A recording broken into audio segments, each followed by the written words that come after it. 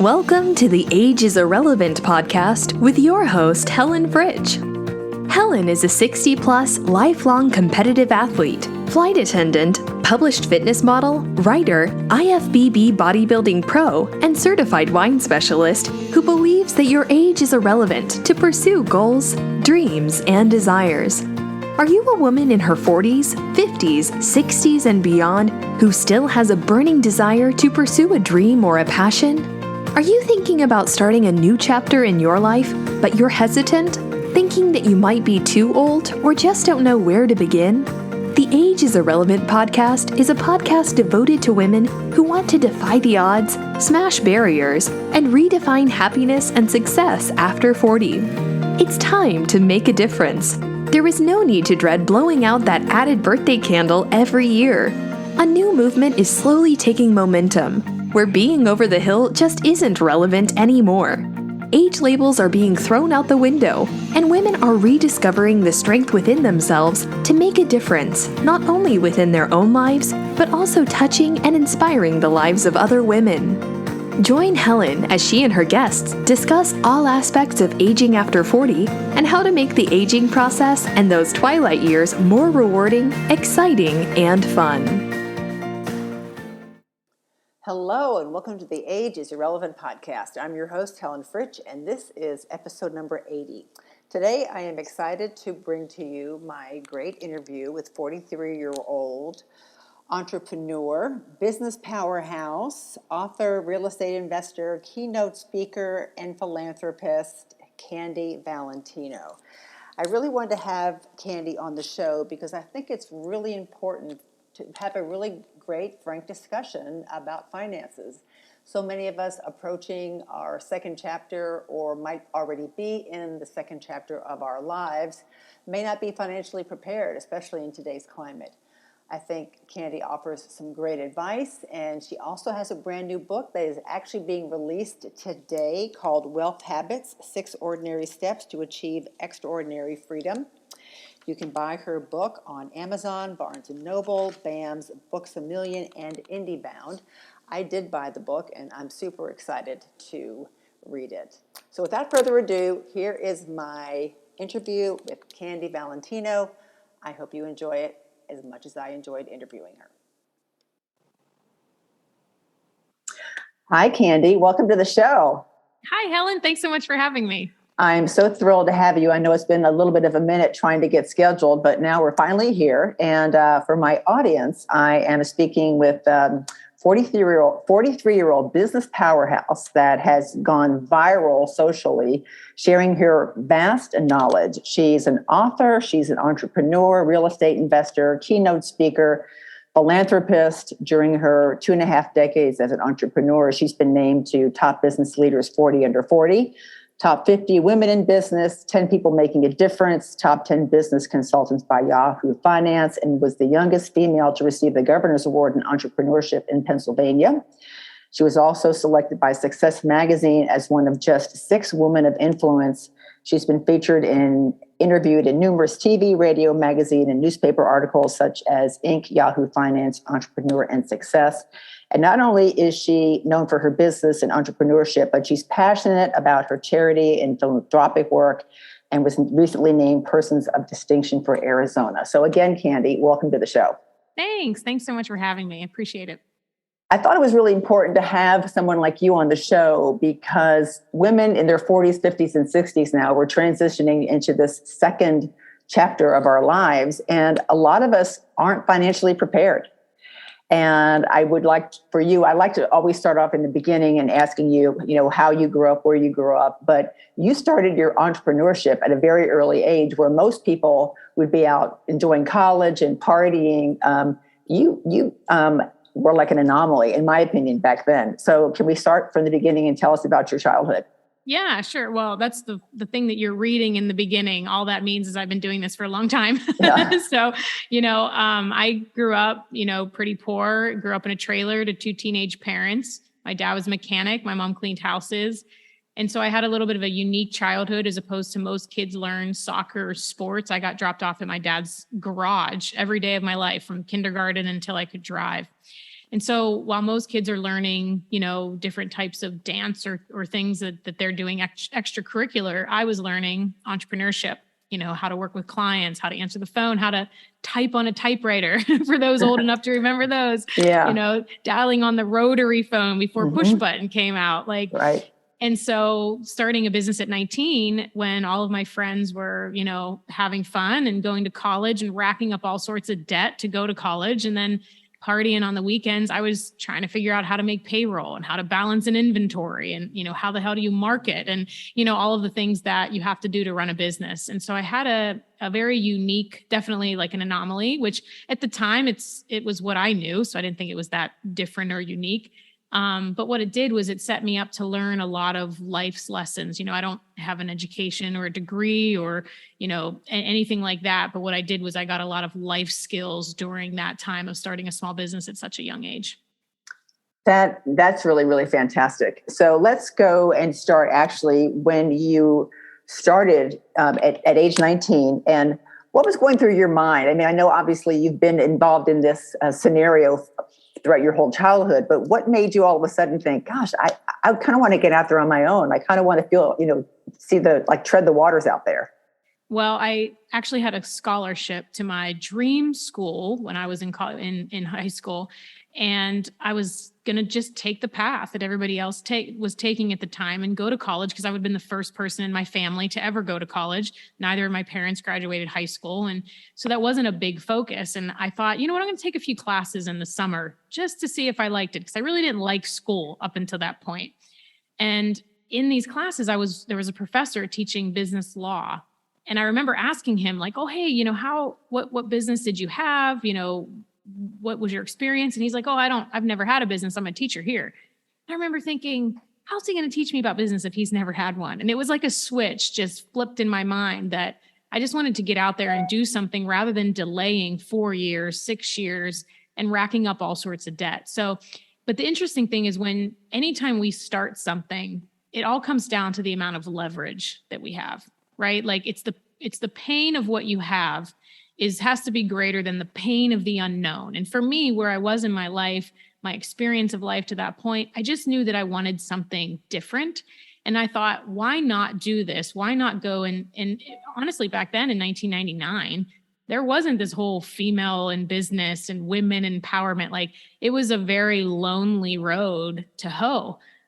Being a female and being so young, I remember people would walk into the business and they'd be like, oh, hi, where's the owner? And I'd be like, hi, me, and they would automatically assume that it was a husband or a brother or a dad, somebody else was involved because there's no way a 19-year-old girl could, go out and start a business, right? Especially back then. But I think that was what, for me, it was just like, I knew that we can have anything we want. Like where you are right now and any of your listeners in your life at this moment does not need to define where you're going. It's like, your past maybe mistakes or what you don't know about finance or what you haven't done before. Like your past doesn't define your future. So it's really getting clear on what you want and not focusing on where you've been. And I think that I was just naive enough and brave enough and courageous enough to just go after it because I would rather go after something great and fail than to settle for mediocrity of where I am. And I still have that in my life today. Right. And I think what you just said, being brave, being courageous, and being naive, I think those are like 3 top key things because even for me, like, for example, when I first started, I was an athlete my whole life. But then when I got into bodybuilding, I was so naive. I didn't know what I was doing.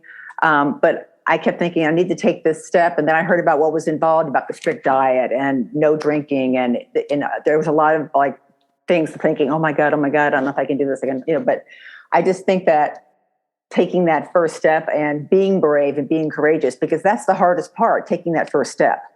Well, and it comes down to belief. And I always say that, people, we have these scripts that run in our mind, whether it comes to money or doing something big, where it's like, well, what if I don't? What if I don't make it? What if I don't succeed? But what if you do?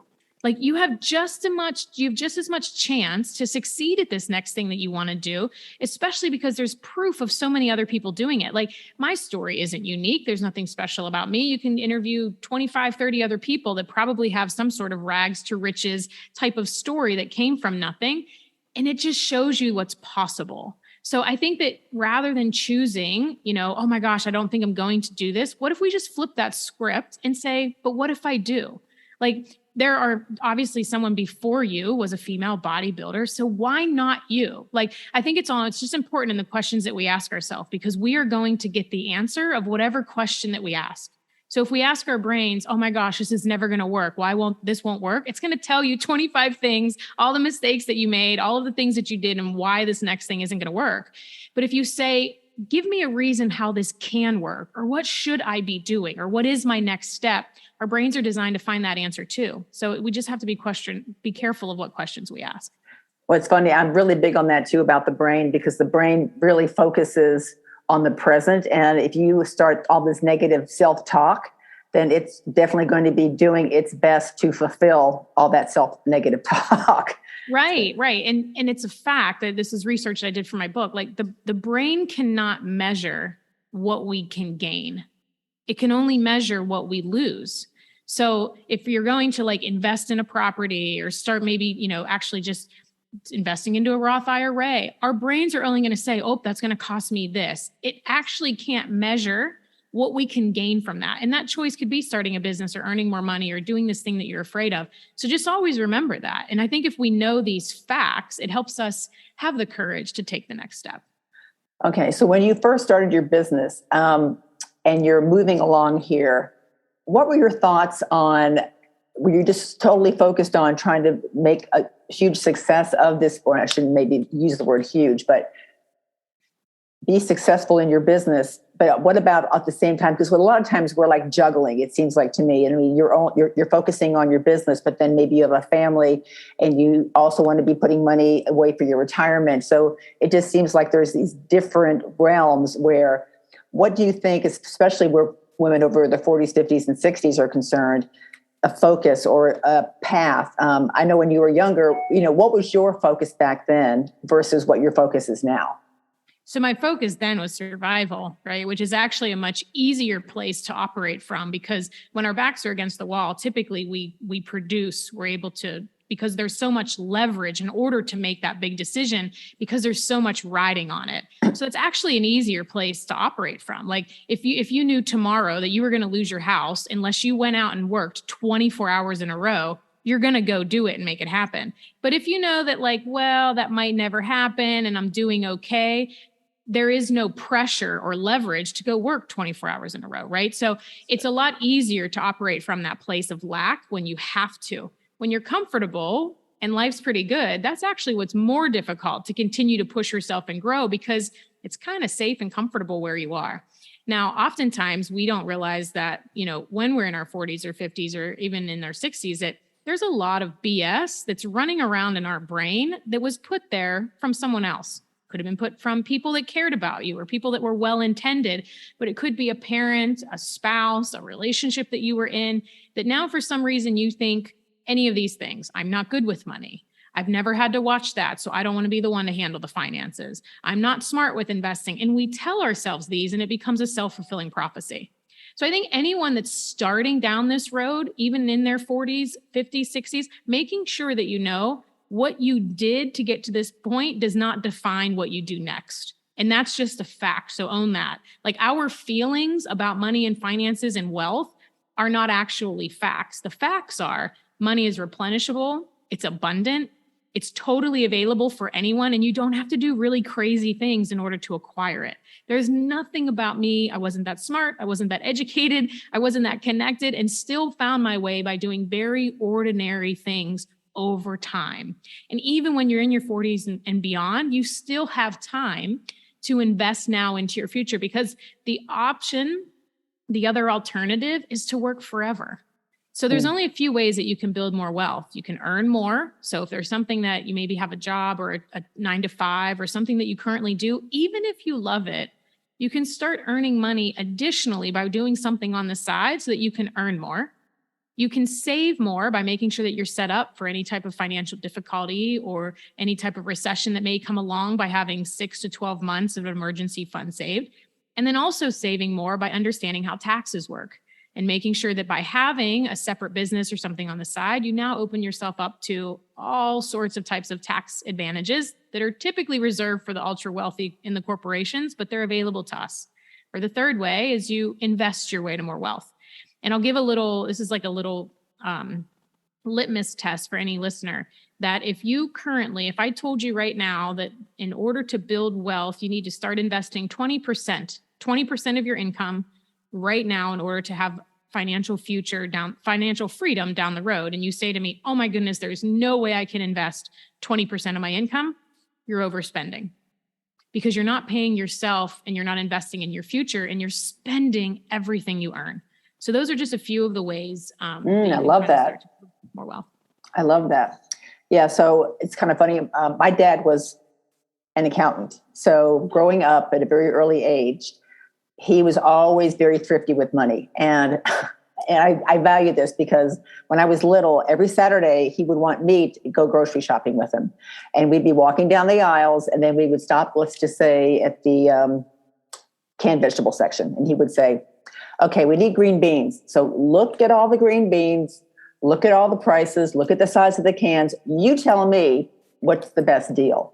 Oh, that's so good. And so I'm looking at it, and like the 8-ounce can versus the 15-ounce can. And this is, 50 cents and that's 78 cents. But, should we buy 2 of these or should we buy 1 of these? And to this day, I'm still going into the grocery store and looking at aluminum foil or, canned vegetables or whatever I'm shopping for. But I'm always like going, okay, what's the better deal? I'm doing the math in my head. And I just, back then I just didn't think anything of it, but little things like that, which to me, it was like a life lesson back then. Sometimes I wanted to go with them, sometimes I didn't, but I went grocery shopping with them every Saturday. Oh. And so that was for me a lot of fun. He taught me at that early age. I wasn't even aware of what he was doing, but it was like a lifelong lesson. Yes. Right. Yeah. But so, in my opinion, I think every woman should pay very close attention to every financial decision that they make. And a lot of us don't. A lot of us are in transition right now. And let's say we've been married for 30 or 40 years, we're getting divorced. And let's just say that we haven't worked in, a long, long time. I know people like that. My mother was in that same position when my parents got divorced. So, some advice that you can offer women that possibly might be going something through that type of transition.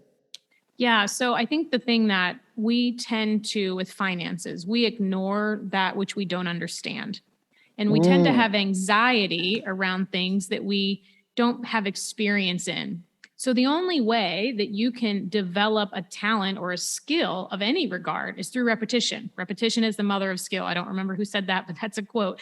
And it's the truth. The only way that you can build confidence in your finance is to start learning about them. And every woman listening, I would say probably 90% of them probably have an experience when at some point in their life, they went into a hospital room and somebody handed them this little teeny tiny baby. And now they're like, okay, you're out of here in 48 hours, go figure it out, right? And you figured it out because you had to.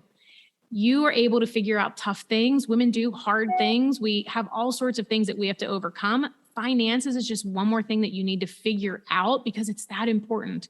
So making sure that what are you feeding your mind with? Not maybe the daily news or the daily talk, but instead you're listening to podcasts, TED Talks, things that are about finances so that you can learn these topics. Maybe instead of your favorite Daniel Still book, you're picking up a book about wealth, whether it's mine or another one, making sure that you're learning about it, right? Because we're never going to know what we don't intentionally try to learn. So that's really where it starts. And then really getting a great financial planner.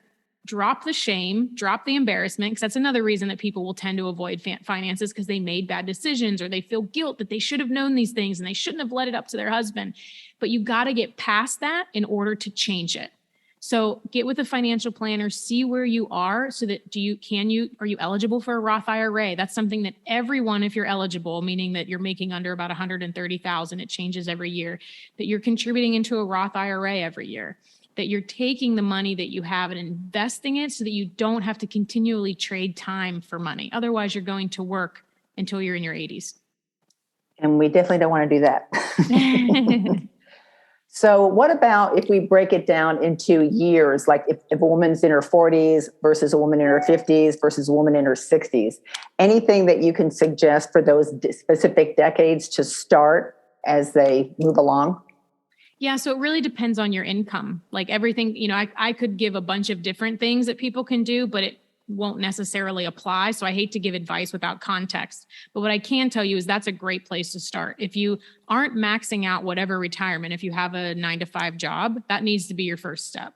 So if you're not maxing out whatever type of retirement program, I talk to people that their company has a 3% match and they're not even doing 3%.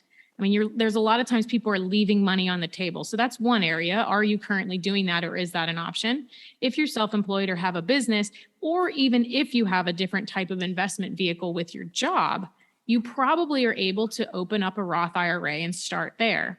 There's also ways that you can do basket stocks on the stock market so that you don't have to. I never suggest somebody, just unless they're really well versed in research, to just pick a stock at random, but you can do basket stocks, ETFs that are just basically something that has a bunch of different sectors in it.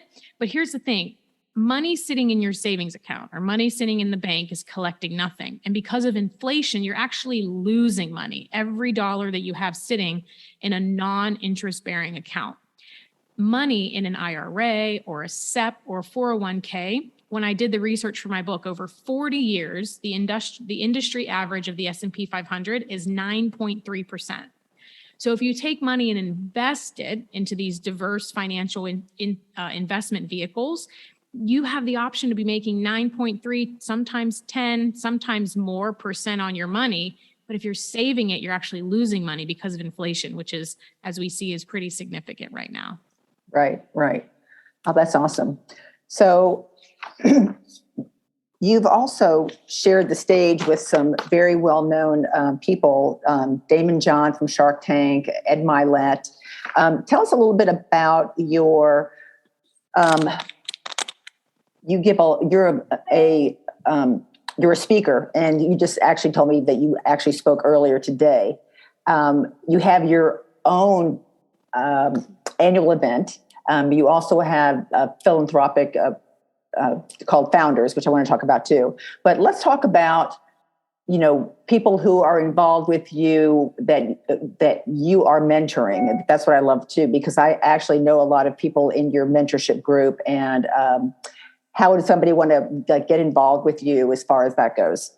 Yeah. So the interesting thing is, I've built businesses for over 2.5 decades before I started mentoring and teaching other people. And I think a lot of times what happens in this space that I've seen is there's a lot of people that are just in their first iteration of business, or they're just now building their first company and they're teaching business. But just like, if someone's going to do a bodybuilding competition or run a marathon, do you want to learn from someone that just learned how to run their first 5K? Or do you want to learn from someone that's been running marathons or doing body competitions for decades? So I come from a place of experience where I'm able to break down super complex topics because of having to do it for so long, whether it's finance or profitability or business. So we have events. We have our next one coming up in Scottsdale, November 10th and 11th. This one's actually for females. It's just for women. We haven't done this before, but I've really just had it on my heart because I feel like there's so many women that don't understand this area of life. And it is the number one thing that will change your life, because here's why. There is no greater mistake than any person, but since we're talking predominantly to females, that any woman would make than choosing to be with the wrong partner. It will cost you more than you can ever measure. And I don't just mean intangible money, but an intangible, because of what you don't do, because we're trying to be caregivers and providers for other people. So I really wanted to do this thing, what's called Self-Made Summit. It's here in Scottsdale, and we're talking all about this, but in 2 days: personal finance, how to get out of debt, how to invest more, what to invest in. And we're doing a pitch party too, where someone's going to win $10,000 and be able to take that home to invest in. So super exciting ways to just give this information, good quality information, to people who need it. Because I look at it, if I hadn't read books when I was a kid, if I didn't read, some of the investment books that I read and business books, like I wouldn't be where I am, because I didn't have anything else to go to other than that. Like my view of the world was so small and limited. that if I didn't have books explain this to me, I wouldn't be where I am. So this is my way to pay it forward in the business realm. I obviously do philanthropic work in a different arena, but for the business space, this is my way to just help and serve and give back. And let's talk about your philanthropic work too. I know you're passionate about that. Yeah. So I started when I was 26. When I was 25, I bought a building. I had a goal. I was doing real estate investing for a few years. And then I wanted to buy this whole street. I have no idea why, if it was just monopoly as a kid or what the deal was, but I wanted to buy this whole street, which I didn't think was a big deal. But I guess for a normal 25-year-old, that's not something that people thought about in 1999 or the early 2000s. So this one building was on the corner. And I was like, well, if I have this corner, I have this corner. If I can secure the corners, I should be able to buy the in-between buildings a lot more easily. So I bought this building at 25 and had no clue what I was going to do with it. It sat there for a year and I was had some success from, financial, from the outward view of success. I had the cars and the things and all of that. And I was driving by this building and I'm like, what am I going to do with this building? And it was just like a voice, like we're talking today, said, put your animal shelter there. And I'd never thought of doing that, but I've always had a heart to give back and to help animals and to just end suffering for whoever I possibly can. And so I started a nonprofit with no experience, no idea what to do. And we've gone on to save thousands and thousands of animals' lives. We have an adoption center for dogs and cats. We have a farm sanctuary with 62 acres for cows, pigs, chickens, donkeys, you name it. Wow. And so we do a lot of work with at-risk youth, kids that are in the foster system, who need to hear the stories of the animals to promote hope and healing and to end the abuse cycle. And so we're doing a lot of great work there. I have a whole team back in Pittsburgh, where I'm originally from, that runs that. So that's Heal Animal Rescue, healanimalrescue.org. We do a lot of great work there. And that's what, to me, that's what wealth's all about. Like, if you try to just build the accolades, if you tried to buy the things and have the bigger house, and you miss the fact that we're truly here to give, to contribute, and to become more, like, that's really where it's all at. And so for me, I really wanted to be able to create that sort of legacy in order to give back, in order to help more. And I'm really passionate about what we're doing there.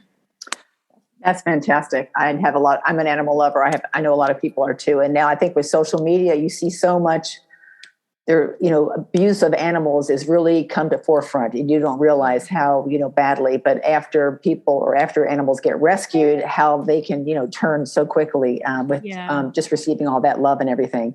Let's also talk about your podcast, because that might be another good resource for women to hone in on. Yeah. So Generation Wealth, we talk all about financial principles, all about investing in real estate, getting capital for your business, how to start a business, all of those things. So Generation Wealth, anywhere that podcast can be found. And then, of course, the book is Wealth Habits, which is on Amazon, Barnes and Noble, anywhere that you can get books.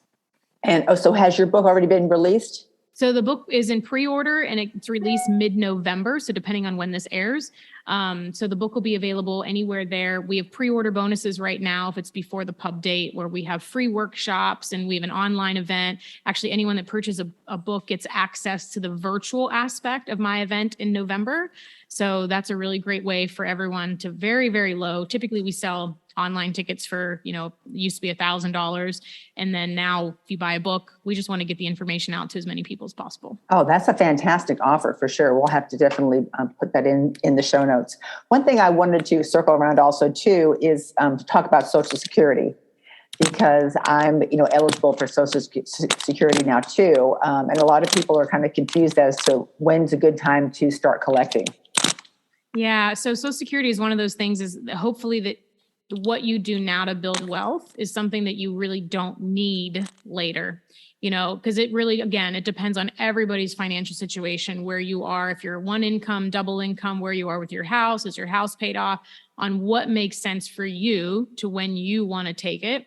There are people that want to get it while they can, thinking it's not going to last. And then there's people that wait in order to build until it's much further down the road when they're 67 or 72 or whatnot. But really the goal is to build the wealth that you need now, so that isn't even something that you consider later, whether that's, buying a real estate property, a rental property where you can live in one of the units. If anyone listening that's renting, that's one of the best things that you can do is to buy a duplex or a triplex, live in one of the units, rent out the other one so that basically your living expenses are paid. That's a great way to build wealth, and then you can sell it. But yeah, that's really the goal, is because it's insignificant of what that can really do for your life as a whole on a monthly basis. So making sure that you diversify your investments now. So once that rolls around, whether you take it at 62 and a half or you wait, it's really not that big of a deal. Right. What about also too, that if you're in a marriage for 20, 30, 40 years, and now all of a sudden your marriage is becoming shaky, any moves that you might recommend for that, like just in case scenario? Well, see, I think even if you don't have a marriage that's shaky and you haven't been involved at all in the numbers or in your personal finances, that should change now. Don't be in a position where, you get a notification. I've talked to women where they get a text message, or they come in one day over dinner and their husband, leaves them for their secretary or whatever the thing is. Make sure that you're in a position that if that happens to you, or even if it doesn't happen to you, to give yourself options to be able to, if you're in a toxic relationship or an abusive relationship, a lot of women stay because they don't have financial security to leave. So I would be asking the question, what is it that I need to do now to set me up in a position so that if God forbid something ever did happen to me, that I would be okay? And whether that means getting more involved in the bills, understanding and having meetings with the financial planner, but start asking the questions to build the experience and the knowledge so that you're not caught off guard at some point down the road. I think that we, again, like I said in the beginning, we tend to ignore what we don't know. And we tend to have fear around that, but start having those conversations now when the relationship is good so that you don't have to worry about it should it become shaky. Great advice. Great advice. Any favorite websites that you have that a novice could go to start? I don't think I have necessarily a website that I could say. We have a lot of great resources on our website. Of course, our podcast has a lot of great resources. The book is literally a playbook where it's step-by-step of everything that you would need. It kind of like walks you through the 6 habits, making sure that we have them in sequential order so that you start in the right place before you move on. But I would say that, those are probably the best resources that I could tell. Okay, awesome. Any final advice that you would give to women in their 40s, 50s, and 60s? I know we've talked about a bunch of stuff, but it sounds like to me that start now is definitely probably top of the list. Starting today is always going to be a better decision than delaying to tomorrow. So whether you haven't done anything up until this point, you delaying another day out of fear or shame or guilt is not going to get you closer to building financial freedom. And I would say that the thing I would leave everyone with is, because there's a lot of fear right now going around: economic downturn, recessions, all of these words get thrown up. And so I just want to leave you with this, that anything that is going on in the country's economy will never affect you as much as what's going on in your personal economy. And that's why knowing these tactics, understanding how to build wealth, living on less than what you actually earn so that you can invest more of your earned income, those are things that are not just things we want to do in good times, but they're things that are going to carry us through the bad times. A lot of the things I did in my early years I wasn't making an absorbent amount of money, but I was living on half of what I earned. And because I was diligent in doing that, I was able to then invest half of what I earned, which then enabled me to retire before I was 40. So doing those things, even if you start now at 40 some years old or 50 some years old, you're still going to set yourself up to be more financially secure and have more financial freedom down the road than if you delay another day. Great advice. And if people wanted to reach out to you or find you, where could they do that? I have free content on Instagram and TikTok all day long. You can find me there at Candy Valentino, or the event, the book, everything is candyvalentino.com. Awesome. Well, thank you so much for taking time out of your busy day. I know we've talked earlier about you have a lot of stuff going on right now. So thank you so much. And it's been always a great pleasure to see you and speak to you, and good luck with everything in the future. Thank you so much. Thanks for having me. All right. Thanks, Candy. Bye. I truly enjoyed my interview with Candy, and I hope you all did too. And here are some takeaways that I got from our conversation. Number 1. Candy stated that it comes down to the script in your own mind. This truly resonated with me. We can be our own biggest cheerleaders or our own worst enemies. Your mindset influences how you think, how you feel, and how you behave in any given situation. What you believe about yourself impacts your success or failure. So your beliefs play a very pivotal role in what you want and whether you can achieve it or not. Now, Candy exercised her growth mindset at a very young age and has been able to continue this growth pattern throughout her life. Many of us, however, can get stuck, causing stagnation and possible negative outcomes. So what are some things that we can do to avoid this stagnation? Well, first and foremost, focus on your journey. See the value as you approach your goal. If you're struggling with a task, remind yourself that you haven't mastered it just yet. Incorporating that word yet into your mental vocabulary, despite any struggles along the way, deems that you can overcome anything. Next, place your negative thoughts with more positive ones and take on challenges. Making mistakes is one of the best ways to learn, so instead of shying away from challenges, embrace them. Number 2, we ignore what we don't understand. Now, how many of us are guilty of that? I know I am. But I've learned as I've aged that if I don't understand something, I start to ask questions. I listen to podcasts. I'll listen to TED Talks. I'll read a book on the topic in question. I'll go to YouTube. Candy said repetition is a great way to overcome what we don't understand. So continuing to research into, for example, finances, you are going to learn. And we are never going to know what we don't intentionally try to learn. There's a plethora of information out there concerning finances. You could actually order Candy's book today to start that process of financial freedom. And finally, make your finances a priority in your life. Start now to invest in yourself and a secure future. The unknown can be really scary, especially in today's climate. Learning about finances can be overwhelming, but like Candy stated, she would rather go after something great and fail versus settle for mediocrity of where you might be presently. And who wants to live a mediocre life? I know I don't, and I'm betting you all don't either. Now you can reach out to Candy at candyvalentino.com. Her podcast, Generation Wealth, is a great source of information that you can listen to concerning finances. Her new book, Wealth Habits, 6 Ordinary Steps to Achieve Extraordinary Freedom, is out today at Amazon, Barnes & Noble, Books A Million, and IndieBound. And you can find her on Instagram at Candy Valentino. You can find me at agesirrelevant.com. My Instagram handle is HelenFritch_IFBB and you can also reach me at Helen@agesirrelevant. I'm also getting ready to release a 6-week course called Macros Through Menopause. And if you're interested in that, you can DM me for some more information. Thanks again for listening. I truly value all my listeners and all your wonderful comments. If you like this podcast or any of my other podcasts, please run over to iTunes and drop me a 5-star review. That would be amazing. And as I always end my podcasts, age truly is irrelevant, and don't ever forget it. Take care. Bye-bye.